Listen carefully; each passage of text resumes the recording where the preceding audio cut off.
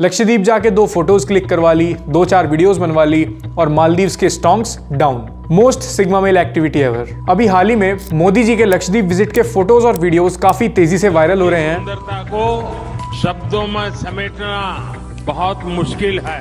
जो लोग दुनिया के अलग अलग देशों के द्वीपों को देखने जाना चाहते हैं, वहाँ के समंदर से अभिभूत है। और उन्हीं के साथ साथ इंस्टाग्राम और ट्विटर पर कुछ हैशटैग्स जैसे boycott Maldives, #we love Lakshadweep trend कर रहा है। गूगल के ट्रेंडिंग सर्चेस में भी लक्षद्वीप टॉप 10 में रैंक कर रहा है। और ये सब हुआ कुछ मालदीव्स के ईगोइस्टिक मिनिस्टर्स की वजह से। उन्होंने इंडिया को रेसिज्म टूरिस्ट कंट्री कहा, पीएम मोदी को इजराइल क्लाउन बुला के सोशल मीडिया पे पोक किया, जो कि मालदीवियन गवर्नमेंट के लिए एक बहुत ही शर्मनाक बात है। और अभी हाल ही में मालदीव्स में इंडियन मिलिट्री आउट के प्रोटेस्ट भी चल रहे थे। अब सवाल ये है कि जिस जगह पे इंडिया से ही सबसे ज्यादा टूरिज्म आता है, वहां पे हमारे लिए ही इतनी हेट क्यों? क्योंकि चीजें स्टार्टिंग से ऐसी नहीं थी। पहले मालदीवियन गवर्नमेंट इंडिया को बहुत रिस्पेक्ट किया करती थी, लेकिन सडनली सब कुछ इतना चेंज कैसे हो गया? इसी सब को समझेंगे आज इस वीडियो में। तो करीबन 2 या 3 जनवरी को prime minister Narendra Modi Lakshadweep group of islands पर गए, वहां की इकोनॉमिकल एंड एनवायरमेंटल कंडीशन को डेवलप करने के लिए, कुछ इंफ्रास्ट्रक्चरल प्रोजेक्ट्स के इंप्लीमेंटेशन के लिए।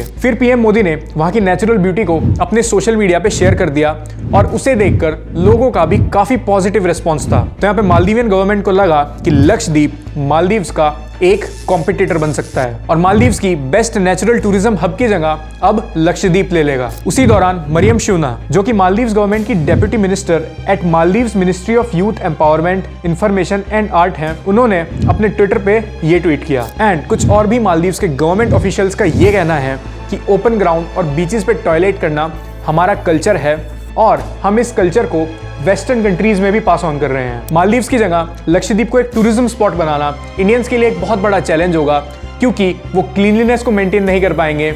इंडियंस में से एक स्मेल आती है जो कि लक्षद्वीप के डाउनफॉल का रीजन बनेगा। ऐसे रेसिस्ट रिमार्क्स उन्होंने इंडिया के लोगों पे मारे। और ये कमेंट्स और एलिगेशंस नॉर्मल लोगों के नहीं हैं, ये मालदीव्स के गवर्नमेंट ऑफिशियल्स के एलिगेशंस हैं। बिना फैक्ट चेक किए कुछ झूठे ट्वीट भी किए, जैसे कि मालदीव्स की जीडीपी इंडिया की जीडीपी से ज्यादा है। मालदीव्स में हाल ही में हुए इलेक्शंस के बाद मालदीवियन लोगों में इंडियन मिलिट्री के लिए बहुत तेजी से हेट फैल रहा था। और ये सभी सिचुएशन हाल फिलहाल की नहीं है, इसे बहुत सालों से पॉलिटिकली इंप्लीमेंट किया जा रहा है। और उसे अच्छे से समझने के लिए हमें मालदीव्स के जियोपॉलिटिक्स और हिस्ट्री को समझना होगा। मालदीव्स एक ऐसा ग्रुप ऑफ आइलैंड है जिसमें 1192 में कोरल आइलैंड शामिल हैं और ये टोटल 871 किलोमीटर की लेंथ में फैले हुए हैं। और इसकी सबसे खास बात यह है कि ये king of ocean, Indian ocean के एकदम बीचों बीच में आता है। मालदीव्स की टोटल पॉपुलेशन 5,21,000 है। मालदीव्स एक टूरिज्म हब होने के साथ साथ एक अर्बनाइज्ड वेल डेवलप्ड कंट्री भी है, लेकिन इसका इतिहास भी बहुत ही कंट्रोवर्शियल है। मालदीव्स पे भी ब्रिटिशर्स का राज हुआ करता था और मालदीव्स को जुलाई 1965 में इंडिपेंडेंस मिली थी। और इंडिपेंडेंस के कुछ साल बाद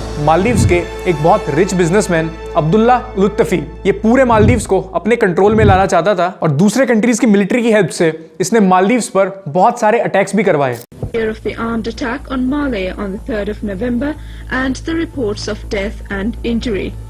सिचुएशन पूरी तरह से खराब हो चुकी थी और तभी मालदीव्स के प्रेसिडेंट ने बाकी कंट्रीज से जाके हेल्प मांगी, बट एवरीवन डिनाइड। और जब ये अपने नेबरिंग कंट्री इंडिया से हेल्प मांगने आया तो इंडिया ने विद इन आवर्स हर तरीके से उनकी मदद करी, अपनी मिलिट्री भेजी और लुत्फी की फोर्सेस को विद इन आवर्स खत्म कर दिया। मालदीव्स की डेमोक्रेसी और इंफ्रास्ट्रक्चर को रीबिल्ड करने में बहुत मदद भी करी और पॉलिटिकल सपोर्ट के साथ साथ फाइनेंशियली और इकोनॉमिकली भी काफी सारा सपोर्ट प्रोवाइड किया। इंडिया ने मालदीव्स को 1.1 मिलियन एज ए डेट भी दिए। उसके बाद अब चाहे 2004 की सुनामी हो या 2014 वाटर ड्रिंकिंग क्राइसिस हो या फिर कोविड-19 में 100 मिलियन की फाइनेंशियल एड प्रोवाइड करना हो, इंडिया ने हमेशा मालदीव्स को हर वे में हेल्प किया है। अब मालदीव्स के फॉर्मर प्रेसिडेंट मोहम्मद नशीद ये एक प्रो इंडियन थे और इन्होंने इंडिया को काफी सपोर्ट भी किया। उनके चलते इंडिया फर्स्ट पॉलिसी मालदीव्स में लाई गई थी, जहां पे मालदीव्स अपने इकोनॉमिकल, पॉलिटिकल और नेशनल गवर्नेंस इश्यूज में इंडिया को प्रायोरिटी दिया करता था। मालदीव्स में कोई भी न्यूली इलेक्टेड गवर्नमेंट ऑफिशियल को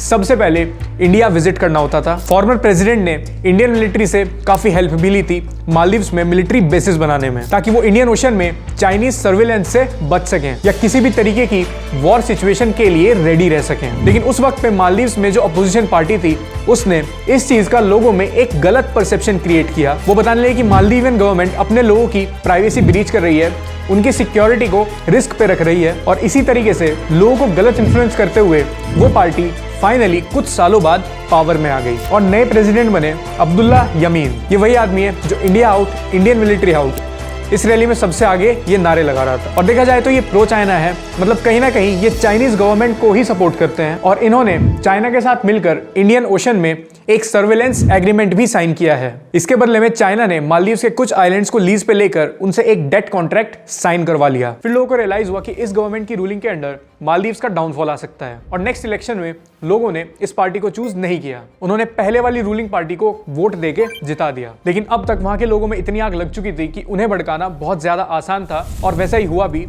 2023 में वही रूलिंग पार्टी वापस आ गई जो प्रो चाइना थी। उन्होंने इलेक्ट होते ही वापस से अपना प्रोपेगेंडा स्टार्ट कर दिया। जैसे कि हमने पहले बताया था कि इंडिया फर्स्ट पॉलिसी के चलते कोई भी न्यूली इलेक्टेड गवर्नमेंट ऑफिशियल सबसे पहले इंडिया को विजिट करता है, लेकिन उन्होंने वैसा नहीं किया। वहां के न्यूली इलेक्टेड प्रेसिडेंट मोहम्मद मिर्ज़ियों सबसे पहले टर्की गए, फिर चाइना और अभी तक वो इंडिया नहीं आए हैं। अब इंडिया के मालदीव्स को बॉयकॉट करने के बाद उनके प्रेसिडेंट ने चाइना से हेल्प भी मांगी है कि चाइना में मालदीव्स टूरिज्म को प्रमोट किया जाए और चाइना के लोगों को मालदीव्स भेजा जाए ताकि उनकी टूरिज्म इकोनॉमी अफेक्ट ना हो। बट सवाल है कि चाइना ही क्यों? क्योंकि चाइना मालदीव्स का नेबरिंग कंट्री भी नहीं है, ना ही वो उनसे कोई बॉर्डर शेयर करता है। फिर मालदीव्स चाइना को ही सपोर्ट क्यों करना चाहता है? इसका रीजन है कि इंडिया के बाद चाइना ही एक ऐसा कंट्री है जो मालदीव्स के टूरिज्म को बूस्ट कर सकता है, क्योंकि उसकी भी पॉपुलेशन बहुत ज्यादा है। और दूसरी चीज कि चाइना उनके इंफ्रास्ट्रक्चर को इकोनॉमिकली बूस्ट करने में भी हेल्प करेगा। और चाइना मालदीव्स में इतना इंटरेस्ट इसलिए शो कर रहा है, जैसा कि हमने वीडियो की स्टार्टिंग में कहा था कि Indian Ocean is considered as king of all oceans. जो भी कंट्री इस ओशन राज करेगा वो पूरे एशिया पे राज करेगा। और मालदीव्स पे डोमिनेंस करने के लिए चाइना वहां पे हॉस्पिटल्स, ब्रिजेस और रोड्स कंस्ट्रक्ट कर रहा है। और इस सब के बाद भी चाइना ने मालदीव्स को $1.1 बिलियन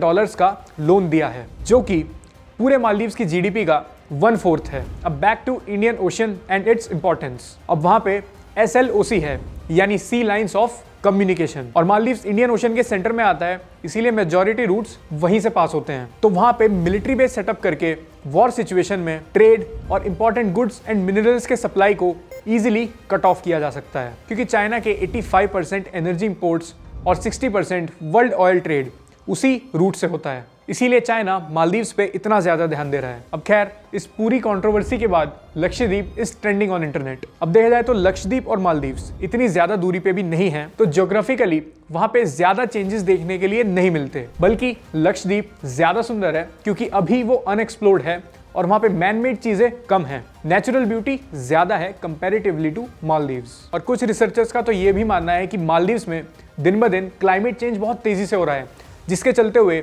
अगले 40 से 50 सालों में मालदीव्स पानी के अंदर आ जाएगा। और अभी इंडिया की तरफ से लक्षद्वीप डेवलपमेंट प्रोजेक्ट को 1156 करोड़ की फंडिंग मिली है, जिसमें घर, पानी, education, infrastructure, women empowerment, development, water resources, internet resources, solar power, इन सब का ध्यान किया जाएगा। और आने वाले समय में लक्षद्वीप इंडिया का मोस्ट लव टूरिज्म स्पॉट भी बनेगा, जिससे कि वहां की टूरिज्म इकोनॉमी भी बूस्ट होगी और हमें भी इसमें अपना कॉन्ट्रीब्यूशन देना चाहिए। अगर किसी ने भी मालदीव्स में अपनी वेकेशन प्लान कर रखी थी तो वो एक ना एक बार तो लक्षद्वीप जरूर विजिट करें। और अगर किसी ने लक्षद्वीप आज से पहले विजिट किया हो तो वो कमेंट सेक्शन में अपना एक्सपीरियंस जरूर शेयर करना। So that's it for today's video. अगर वीडियो पसंद आया होगा तो चैनल को सब्सक्राइब कर लेना। ऑल्सो अगर आप लाइव स्ट्रीम देखने में इंटरेस्टेड हो तो आप इस चैनल को चेकआउट कर सकते हो। यहाँ पे हम वीकली 2 या 3 बार लाइव आते हैं। And follow our vlog channel Lakshya Chaudhary vlogs. मेरे इंस्टाग्राम और ट्विटर का लिंक भी डिस्क्रिप्शन में मिल जाएगा, चेकआउट करना। अच्छा लगेगा तो फॉलो कर लेना। Good bye.